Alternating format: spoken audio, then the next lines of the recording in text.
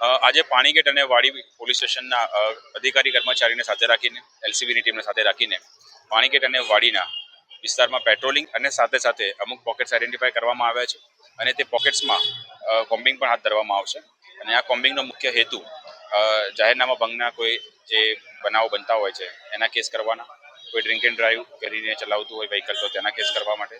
અને તે બાબતે અલગ અલગ હેડ હેઠળ કામગીરી કરવા માટે આજે કોમ્બિંગ હાથ ધરવામાં આવ્યું છે. જેમાં જે અસામાજિક તત્વો કોઈ નાસ્તા કરતા પકડવાના બાકી હોય, કોઈ વોરંટ્સ બજાવવાના બાકી હોય છે, તે બધા કામગીરીને સાથે લઈને આજે અમુક પોકેટ્સ આઈડેન્ટિફાઈ કરવામાં આવ્યા છે અને તે પોકેટ્સમાં કોમ્બિંગ અને સાથે સાથે પેટ્રોલિંગ બંને વસ્તુનું આયોજન આજે કરવામાં આવ્યું છે. સ્થાનિક સ્વરાજની ચૂંટણી છે તો એનું છે બનાવવા માટે શહેર પોલીસ સ્થાનિક સ્વરાજની ચૂંટણી છે અને તેના માટે ગઈકાલે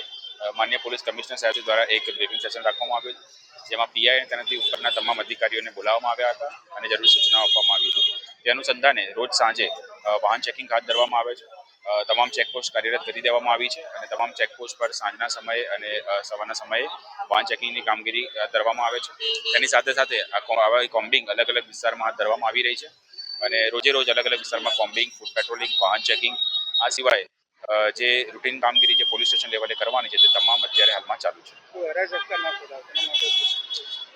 એના માટે અત્યારે હાલમાં જે અમારી સાયબર ક્રાઇમની ટીમ છે એ એક્ટિવ છે અને કોઈ પણ એવા કોઈ ફેક ન્યૂઝ, ખોટી માહિતી મીડિયામાં ખોટી રીતે ફેલાય નહીં તે બાબતે વોચ રાખી રહી છે અને લોકોને પણ મારી નમ્ર અરજ છે કે કંઈ પણ આપણા ધ્યાને આવે છે તો પોલીસનો સંપર્ક કરવો અને કોઈ પણ માહિતીને વેરીફાઈ કર્યા વગર લોકોમાં સ્પ્રેડ કરીને ભય ઊભો ના થાય તેની ખાસ ધ્યાન રાખવી જોઈએ.